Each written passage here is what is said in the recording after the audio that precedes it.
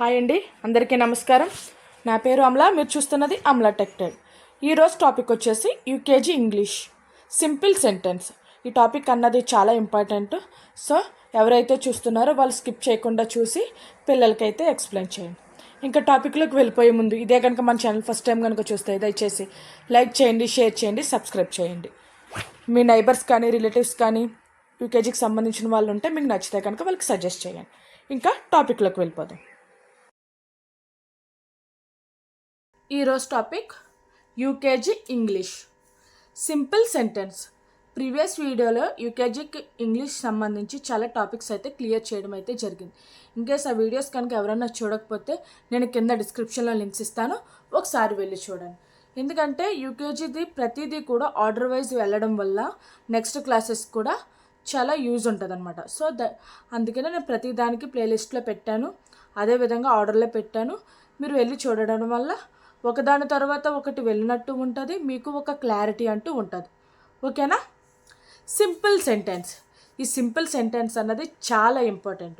ఎందుకంటే ఒక మనిషి ఫీలింగ్స్ కానీ ఎమోషన్స్ కానీ లేదంటే ఒక మనిషి మాట్లాడే అది మనం అర్థం చేసుకోవాలంటే ఈ సెంటెన్స్ ఫార్మేషన్ అన్నది చాలా ఇంపార్టెంట్. ఏదన్నా చెప్పాలన్నా ఏదన్నా వినాలంటే ఆ వర్డ్ ఏంటో తెలియాలన్నా ఈ సెంటెన్స్ ఫార్మేషన్ అన్నది చాలా యూజ్ అన్నమాట. ఓకేనా?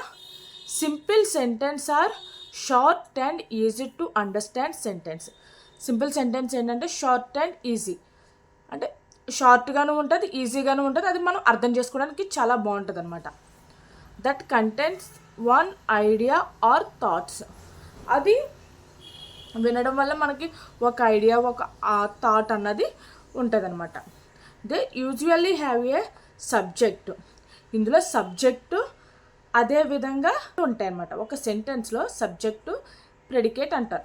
ఈ సబ్జెక్టు, వెర్బు ఇవన్నీ యూకేజీలకి అవసరం లేదు. జస్ట్ సెంటెన్స్ ఫార్మేషన్ అంటే ఏంటి, వాళ్ళు ఎలా ఫామ్ చేయాలి, వాళ్ళ ప్రొనౌన్సియేషన్ ఎలా చేయాలి అన్నది ఇక్కడ బేసిక్ కాన్సెప్ట్. ఓకేనా? ఇప్పుడు సబ్జెక్ట్ అంటే ఏంటి, వెర్బ్ అంటే ఏంటి, ఇవన్నీ చెప్పాలంటే వాళ్ళకి అంత నాలెడ్జ్ ఉండదు. ఓకేనా? వాళ్ళకి ఓవరాల్ అంటే మెయిన్ ఒక సెంటెన్స్ ఎలా ఫామ్ చేయాలి అన్న ఒక ఐడెంటిఫికేషన్ వస్తే చాలు వాళ్ళకి. ఇప్పుడు వెర్బ్ లైక్ సబ్జెక్టు ఇవన్నీ మనకి ఫస్ట్ క్లాస్లో వస్తాయి అన్నమాట, ఇంగ్లీష్ గ్రామర్కి సంబంధించి.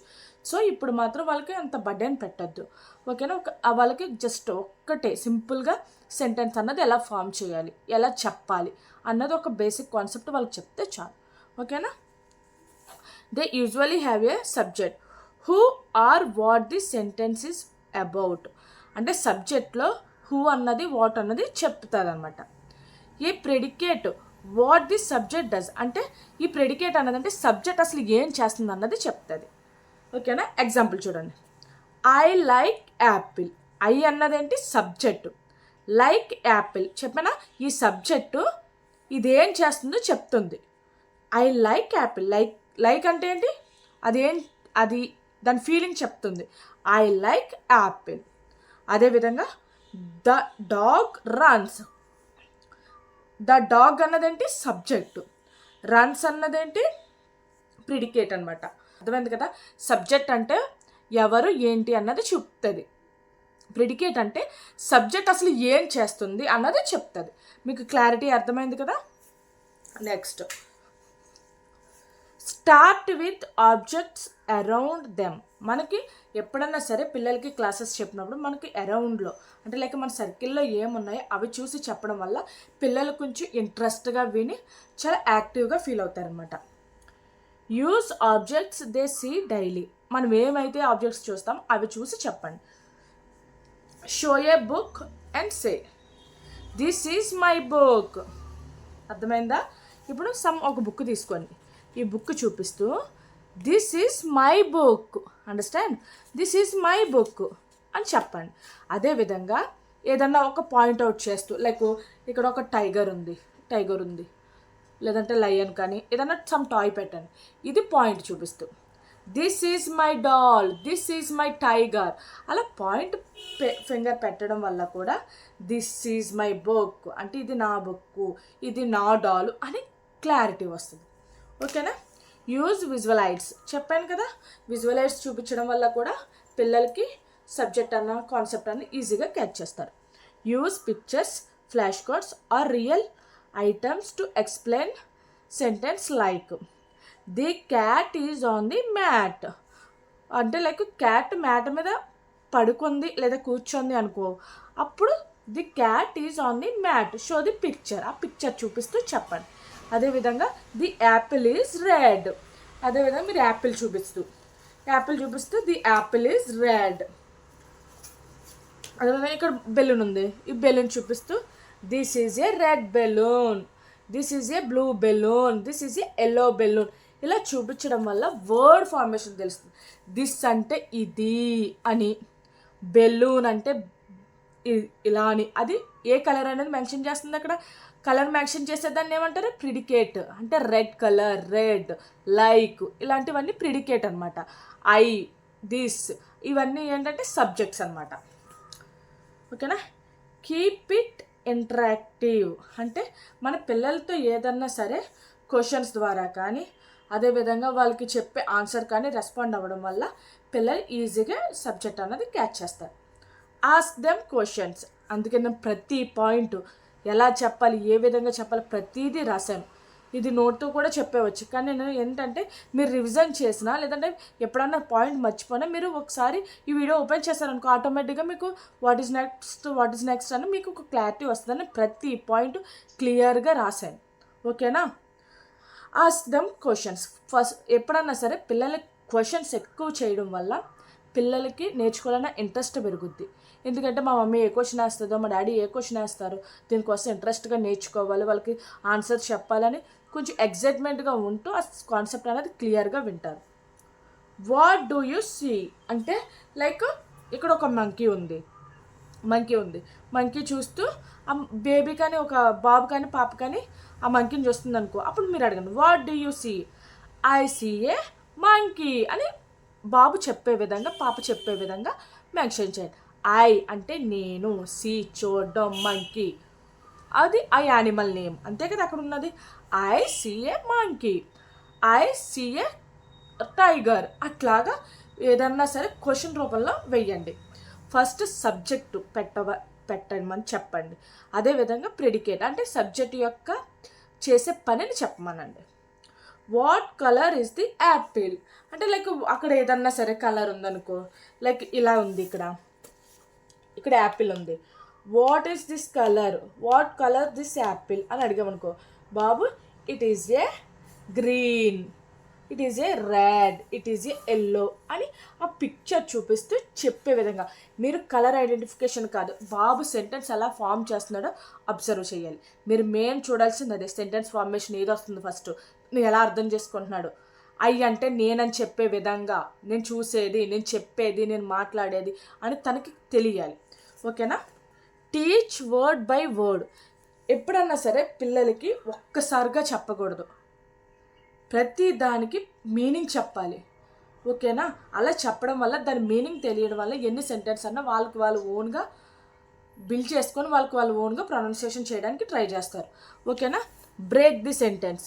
ది డాగ్ ఈజ్ బార్కింగ్ అంటే ఈ సెంటెన్స్ ఉంది మనకి, ద డాగ్ ఈజ్ బార్కింగ్. వాళ్ళకి ఎక్స్ప్లెయిన్ చేయాలి. Dog means the animal, dog అన్నది ఒక animal. Barking means the sound it makes. Barking అంటే ఏంటి? అది అరిచే సౌండ్ని బార్కింగ్ అంటారు. డాగ్ అన్నది ఒక యానిమల్, అది అరిచే సౌండ్ని బార్కింగ్ అంటారు. అలా ప్రతి సెంటెన్స్కి వాళ్ళకి మీనింగ్ చెప్పడం వల్ల బార్కింగ్ అంటే అరవడం, అదేవిధంగా డాగ్ అంటే యానిమల్ అని తెలిసి ఒక సెంటెన్స్ ఫార్మేషన్ ఎలా చేయాలి, ఏ విధంగా చేయాలని వాళ్ళకి క్లారిటీ వస్తుంది. ఓకేనా? 5th వన్ ఏంటి? Use actions. ప్రతి దానికి ఏంటంటే మనం చేసే ప్రతి విషయం యాక్షన్ చేసి చెప్పడం వల్ల, విజువలైజేషన్కి ఎంత ఇంపార్టెన్స్ ఇస్తారో అదేవిధంగా యాక్షన్ చేసి చెప్పడం వల్ల కూడా అంత ఇంపార్టెన్స్ ఇస్తారు. చూడండి, మీరు ఎప్పుడన్నా సరే ప్లే స్కూల్స్ కానీ అలాంటి స్కూల్స్కి వెళ్తే వాళ్ళకి ఎక్కువ యాక్షన్ చేస్తే చూపిస్తారు. దానివల్ల ఏంటంటే ఈజీగా క్యాచ్ చేస్తారు. ఆ యాక్షన్ మూమెంట్ వాళ్ళకి అంటే విజువలైజేషన్ కనిపిస్తుంది అనమాట. ఓహో ఇదంటే ఇది. అందుకని వాళ్ళు ఏమన్నా ఐస్ అంటే ఏంటంటే నోటితో మెన్షన్ చేయరు, చూపిస్తారు. ఎందుకంటే వాళ్ళు అలా నేర్చుకున్నారు కాబట్టి అది ఎప్పటికీ మర్చిపోరు. సో మీరన్నా ఎప్పుడన్నా ట్రై చేయండి, యాక్షన్ చేసి చెప్పడం వల్ల కాన్సెప్ట్ చాలా ఈజీగా అర్థం చేసుకుంటారు. Act out verb to show meaning. Verb అంటే ఏంటండి? క్రియ, అంటే అక్కడ జరిగే పని అనమాట. I can jump. జంప్ అన్నది ఏంటి ఇక్కడ వెర్బ్, అక్కడ జంప్ అన్నది ఏంటి క్రియ జరుగుతుంది, అక్కడ మీరు జంప్. బాయ్ ఈజ్ రన్నింగ్ అంటే ఏంటంటే రన్నింగ్, అక్కడ క్రియ జరుగుతుంది, అందుకనే ది బాయ్ ఈజ్ రన్నింగ్. ఓకేనా, యాక్షన్ చేసి చెప్పి చూడండి, చాలా క్లియర్గా అర్థమవుతుంది. Repetition and practice. Repeat the sentence multiple times and let them repeat after you. Repetition అన్నది చాలా ఇంపార్టెంట్, ఎందుకంటే మనం ఏది చెప్పినా ఏది చేసినా వాళ్ళు రిపీట్ చేయడం వల్ల వాళ్ళకి కొంతమందికి ఇప్పుడిప్పుడే మాటలు వస్తాయి, వాళ్ళకి లైక్ ప్రొనౌన్సియేషన్ చేయడం రాదు. సో ఈ రిపీట్ చేయడం వల్ల వాళ్ళ టంగ్ అన్నది కూడా చాలా ఈజీగా మూవ్ అవుతుంది అనమాట, అంటే లైక్ కదిలితే ఈజీగా మాట్లాడినది కూడా బయటకు వస్తాయి. So repetition is must and should. మీరు చెప్పిన తర్వాత వాళ్ళని కూడా మీ తర్వాత చెప్పమని చెప్పండి. Encourage them to from their own simple sentence. Encourage చేయండి అంటే లైక్ ఏదైనా సెంటెన్స్ ఇచ్చి లైక్ కొన్ని వర్డ్స్ అక్కడక్కడ జంబ్లింగ్ చేసేవ్వండి. అంటే ఇప్పుడు ఎగ్జాంపుల్ ఐ కెన్ జంప్ ఉందా, ఐ ఒక దిక్కున, జంప్ ఒక దిక్కున, కెన్ ఒక దిక్కున క్లమ్జీ చేసి రాసి ఇవ్వండి. అది ఒక సెంటెన్స్ ఫార్మేషన్గా ఇవ్వండి, అంటే లైక్ అది వాళ్ళు ఐ కెన్ జంప్గా రాసేలాగా. ఓకేనా, అలా చేయడం వల్ల కూడా వాళ్ళకి ఎంకరేజింగ్గా ఉంటుంది. అదేవిధంగా ప్రతి దానికి రిపిటేషన్ అనేది చాలా ఇంపార్టెంట్. సో ఏ క్లాస్కి ఏ క్లాస్ చెప్పామో ఆ క్లాసే మీరు చెప్పడం వల్ల వాళ్ళకి ప్రీవియస్ కాన్సెప్ట్ అన్నది క్యాచ్ చేయలేరు. సో ఎప్పుడన్నా సరే ప్రీవియస్ కూడా ఇప్పుడు మన వీడియోస్ ఉన్నాయా, ఇప్పుడు మండే నుంచి సాటర్డే వరకు ఒక రిథం అన్నది వెళ్తుంది. సండే రోజు నాడు మండే నుంచి సాటర్డే వరకు ఏమైతే జరిగినా అది రిపీట్ చేయండి. చేయడం వల్ల వాళ్ళకి రీకలెక్ట్ అవుతుంది అనమాట. నేను అందుకనే ప్రతి వీడియో కూడా నేను డేస్ అన్నది కొన్ని రోజులు గ్యాప్ ఇస్తున్నాను, ఎందుకంటే ఈరోజు చెప్పాను, ఈ 2 days తర్వాత మళ్ళీ అప్లోడ్ చేస్తున్నాను ఇంకో వీడియో, ఎందుకంటే ఈ 2 days రీకలెక్ట్ చేసుకుంటారని. సో అది చాలా ఇంపార్టెంట్. ఇదనే కాదు, ఏదైనా సరే మనం ఏదైనా రీకలెక్ట్ చేసుకోవడం వల్ల చాలా యూజ్ ఉంటుంది. ఓకేనా, కొన్ని సింపుల్ సెంటెన్స్ అయితే నేను ఇక్కడ ఫామ్ చేశాను, అవి చూడండి. I like my school, this is my book, the cat is on the mat, the sun is bright, I see a big tree, the dog is barking, he is my friend, I can jump, I love my family. ఇది just శాంపుల్గా కొన్ని sentence అయితే form చేశాను. మీరు ఇది jumbling చేస్తూ లేదంటే వాళ్ళతో ఫామ్ చేస్తూ అలా లేదంటే వాళ్ళతో రిపీట్ చేయిస్తూ చెప్పండి. అసలు ఈ సెంటెన్స్ ఫార్మేషన్ వల్ల మనకు వచ్చేది ఏంటి, మనకి యూజ్ ఏంటన్నది చెప్తాను చూడండి. To share information. మనకి ఏదైనా తెలిసింది చెప్పాలంటే మనకి సెంటెన్స్ ఫార్మేషన్ అనేది చాలా ఇంపార్టెంట్. To ask question. మనకి వాళ్ళు చెప్పింది మనకు అర్థమవుతానే కదా నాకు క్వశ్చన్ చేయగలం.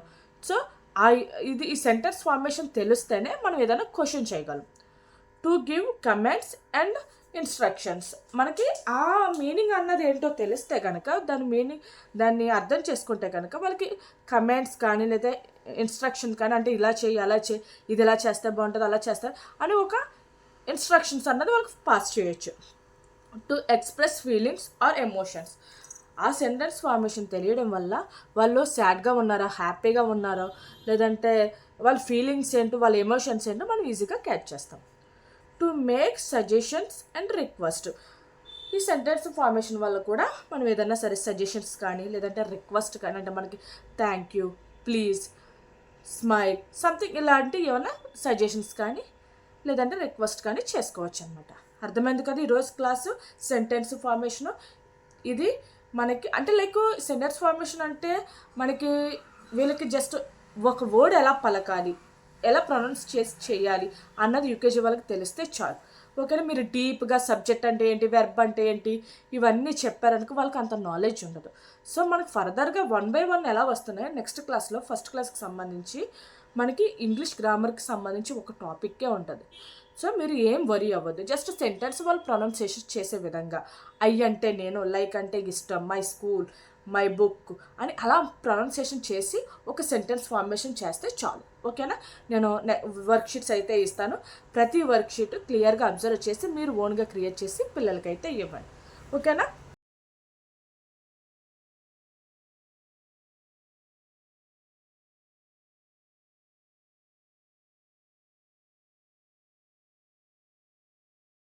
రేపు నెక్స్ట్ క్లాస్లో నెక్స్ట్ వీడియో అన్నది నేర్చుకుందాం.